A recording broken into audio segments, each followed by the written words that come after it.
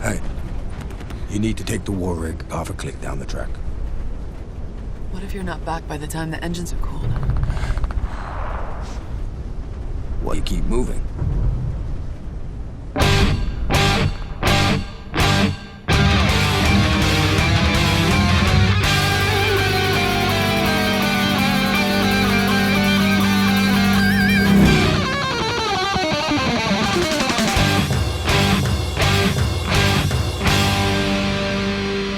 Welcome to the Mad Max Minute. I hope you know how far a click is, because that's how far we're going in Mad Max Fury Road, 1 minute at a time. I'm Rick. And I'm Julia. And today we're talking about minute 73, which begins with grenades exploding around the war rig as it achieves the high ground, and it ends with the Peacemaker speeding past the bent-over tree. Joining us this week is Eric Nash from the Watchmen Minute podcast. Hey, glad to be here, guys.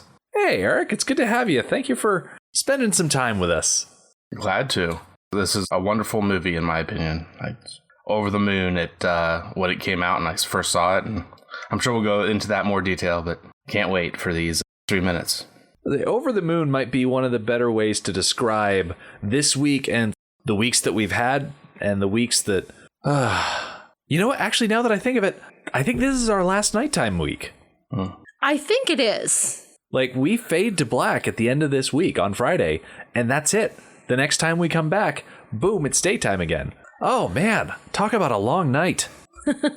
Weeks. Well, Eric, it's good to have you here to help us finally transition out of our blue period. Yeah. As I mentioned, we start off this minute with the war rig finally getting out of the mud. Such a relief to be done with all of this muddy ground nonsense. And as the rig comes to a stop, Nux excitedly exclaims that he never thought he'd be able to do anything as shine as that. I love the slang here. It's great. And I like that you can see the origin of it, the idea of shiny and chrome, and that they have abbreviated that into using the term shine to mean doing something cool. I think it goes to prove that no matter the circumstances, you can't stop pop culture. It's gonna happen. You can't stop these dang kids from having their slang words. No. So Furiosa comes up along the side of the rig and she inquires after the engines because they've just had to put those things through a lot of effort to get out of the mud. And she calls up and asks, and Nux shouts down there, very hot and real thirsty. And all I can think of is, I'll take things you read in a Tinder profile for $200, Alex. Would Nux have 3 Tinder profiles? One for himself, one for Larry, and one for Barry. Oh.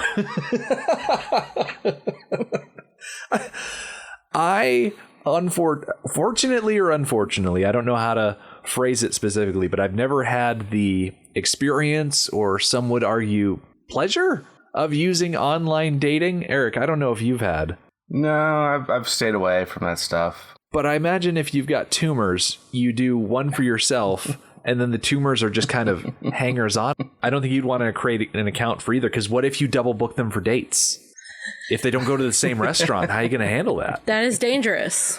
Just in any way, calling attention to it might be a poor move in our superficial society the way we have today. Especially. I think so, yeah. I think it was in the movie Freaks.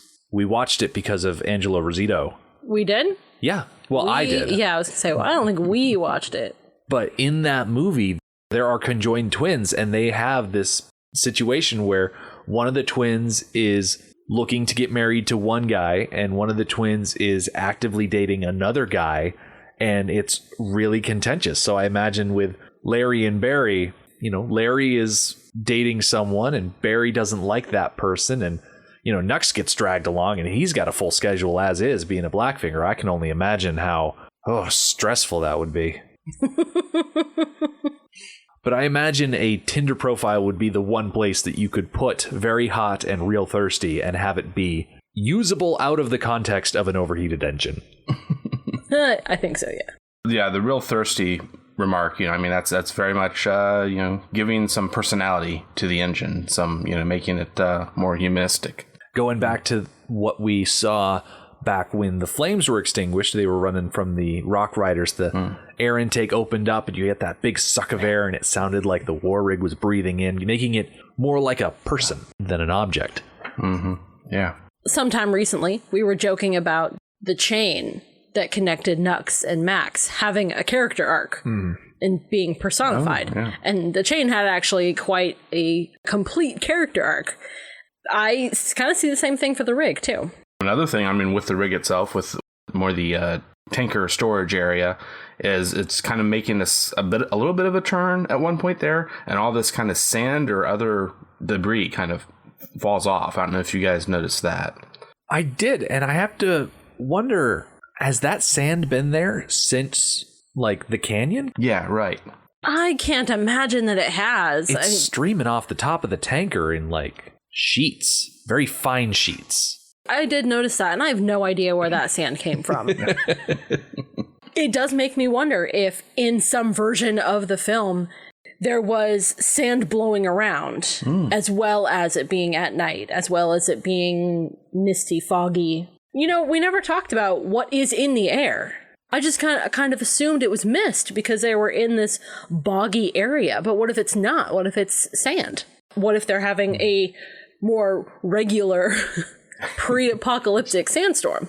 What if it's just like sand sprinkles? Yeah, just in the air all the time, and sand accumulates real fast.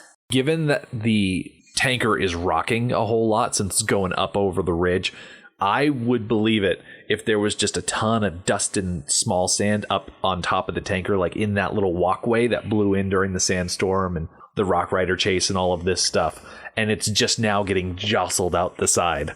I can go with that too. Because up till now, the rig has been driving on, I think, surprisingly well-kept and packed roads. Yeah, and we had a little bit of swerving when they first got to the wet terrain, but that wouldn't be the same as rocking. It would be swerving, but not quite rocking. So I like the detail of the dust and sand coming off the top there, even if it does seem a little weird. But no weirder than the flag things at the back of the tanker intact after being smashed by the rock arch. I don't think we've brought that up since it happened. We might have, but I don't know. I don't remember. The important thing here is that the engines need some time to calm down, and so Max, not wanting to just sit and wait, he grabs an oil can and a couple of charges and a knife from back in the little storage area by the fifth wheel, and I guess I'm just most impressed by the fact that you can store stuff back there and it doesn't fall off or go missing or anything like that. It's magnets, I think. Oh, I love magnets. I'm going to go with magnets. Yeah, I agree. It's a weird storage space. It would have to be something. So I'm going to go with magnets too. Now, I'm pretty sure that this knife machete thing that Max grabs is the same knife that Toast was playing around with back when they stopped the rig the first time and Cheeto made a run for it. I'm pretty sure Toast had it back then. If I had thought about it ahead of time, I would have double checked, but I'm pretty sure when Cheeto made a run for it, Toast hopped out and she had this knife, and I think she just tossed it back in here. But now Max is borrowing it because he's got some sort of plan that he's working out. He's getting crafty. I love the quintessential Max. Most of what he does just goes on in his own head. He's not the best communicator. He is a lone wolf. And so he gathers together this collection of supplies and just heads out. And that even continues into Furiosa. It's like, well, wait, what if you're not back in time? And he's like, you move on. Yeah. Right. Like, what are you supposed to do? Come after me? No, you move on. I like the succinctness of, hey, you need to move the war rig half a click down the track. It's very Max, very to the point. Real quick, does anybody know off the top of their head how far a click is? No. I thought a click was a mile. Eric? Yeah, I wasn't aware of this, yeah. So I looked it up because that's what I do. TheBalanceCareers.com has a little explanation about clicks, and it's a fun little thing where since World War I, the US and the UK militaries have used the metric system when performing combined operations with the French, who used the metric system. So the maps were made by the French, and the term kilometer became part of US military lexicon after World War I, even though we still use standard imperial units here in the US. So Simply put, the term click is derived from the word kilometer, so 1 click equals 1 kilometer. Now, they get into a little bit of the history, and I like this because it is very specific to Australian infantry. So there are military historians who believe that the term click with the K instead of a C originated in Vietnam with the Australian infantry. And as the story goes, they would navigate by compass directions and then measure distance by pacing. This was, of course, previous to GPS because it was Vietnam. Anyway, in order to keep track of distance, 1 or 2 soldiers would be assigned to count their paces. So if they were going on flat land, they would count up to 110. If it was downhill, they'd count 100. If it was uphill, they would count 120. That's just how they measured it out. But those distances would roughly equal 100 meters. So the soldiers would keep track of each 100-meter lot by moving the gas regulator on their L1A1 rifles by 1 mark. And after moving it 10 marks or 1,000 meters, they would signal the section commander using hand signals and then indicate movement of 1,000 meters by lifting the rifle and rewinding the gas regulator with a movement of the thumb, resulting in an audible click. Wow. Ah. Okay. So it works on multiple levels. It does. It's pretty cool. I didn't know that before today. I feel stereotypically American, guessing that it was a mile rather than the unit of measurement that most of the world uses of a kilometer. I think you could be forgiven for that. Dang right. One thing that also stands out to me is Furiosa's response. What if you're not back by the time the engines have cooled? And I think since Max and Furiosa started working together in the canyon, this is the first time that Max has expressed the idea of, as a dungeon master would say, splitting the party. And Furiosa is looking at this like, where are you going? No, we're a team. We got to stick together because we're all in this together. And it's interesting that she's full on seeing him as a member of the team and not just someone who may be convenient. No, he's part of, maybe not family. This isn't Fast and the Furious just yet, but he's important enough that she would be concerned about leaving him behind. But then I think, from his point of view, I think he is doing this, and he's telling them that they'll need to continue on because he's feeling a bigger connection now, as of late. This is classic Max, that he's willing to sacrifice and leave himself behind for the sake of other people getting away. It just so happens that this time around, he's not playing chicken. He's trying to outfox his opponent. Mm-hmm. Eric, I agree with what you said, that Max is starting to feel like part of the group, part of the team, part of the family, if you want to go that far. But at the same time, he's also a realist. Yeah, right. He's got this plan that I'm sure we'll talk about on Wednesday when it actually is executed. And he knows that it's dangerous and he might not come back. And he doesn't want to make too big a deal out of that fact. That, yeah, if I don't come back, you have to move on. Just like we didn't go back for Angharad because it wasn't practical. You're not going to come back for me. You're just going to keep going. And there's definitely a fairness in that. Speaking of Angharad, he and Furiosa refused to go back for Angharad even after the wives were begging them to. So Max gets the same treatment. If something happens to me, you're not coming back for me.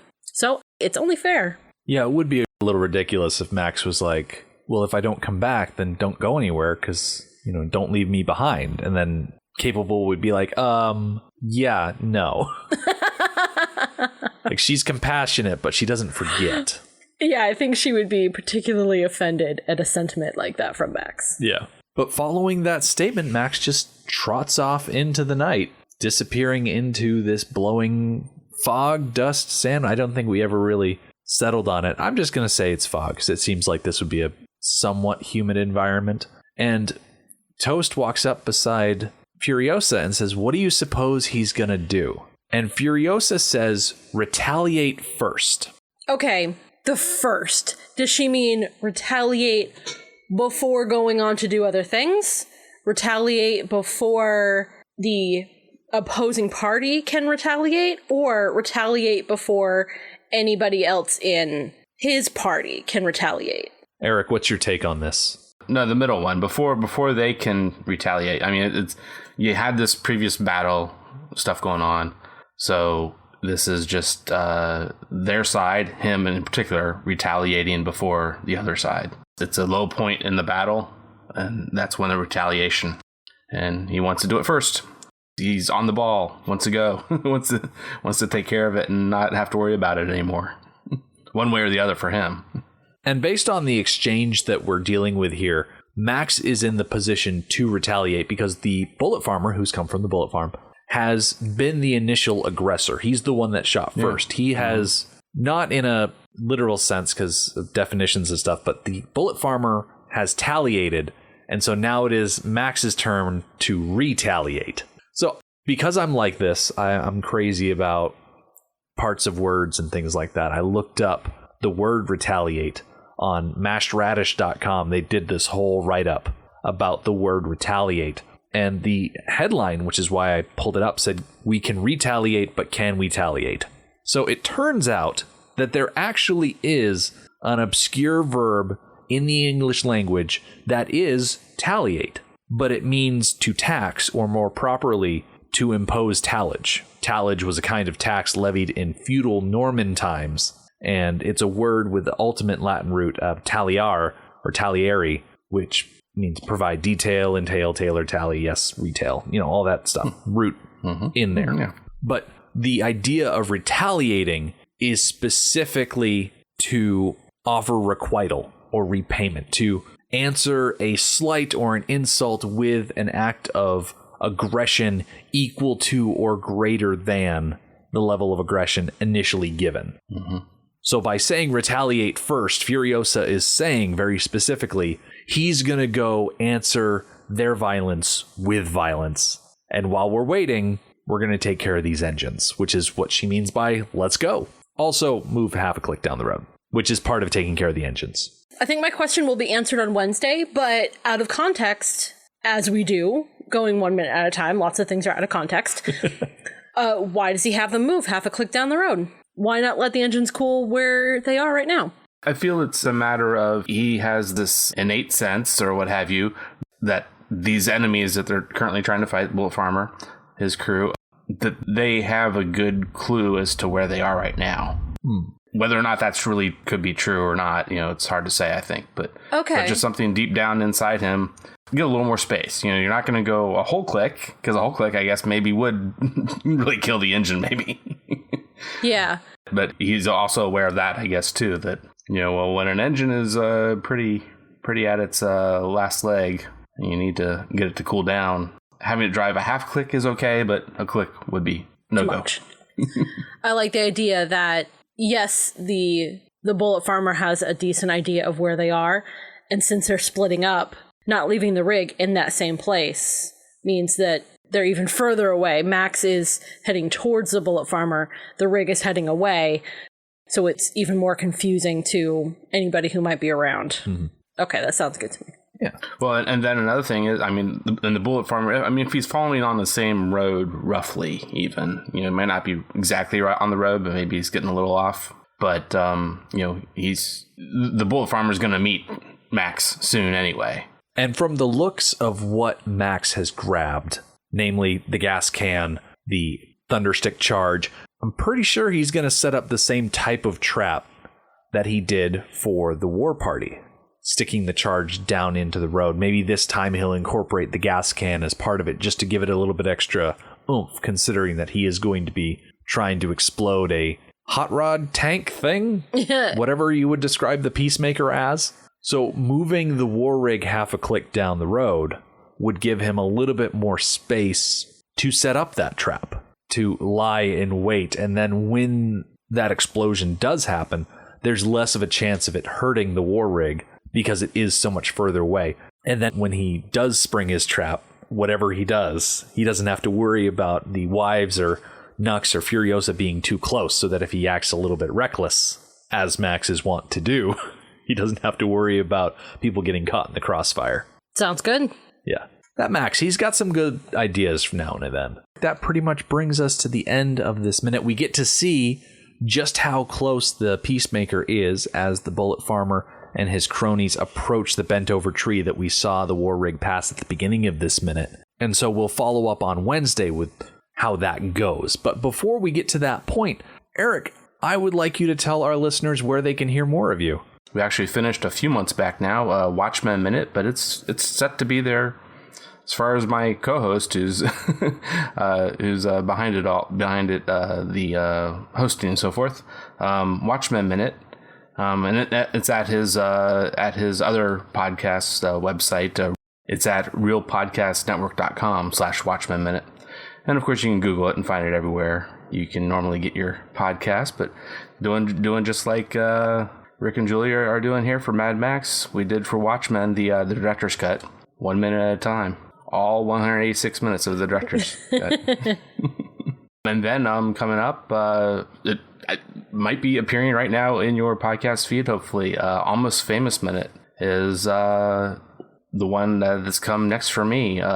Hosting it somewhat on my own, but pretty much each week I essentially have I bring in someone to be a co-host, and then we have an additional guest. So the 3-person format roughly for Watchmen Minute lives on. There were a few times we had a couple extra people here and there, though. But yeah, it's a great format, and you'll be able to find us. The one big thing I've had so far is the Twitter handle, and that's at Almost Famous Min.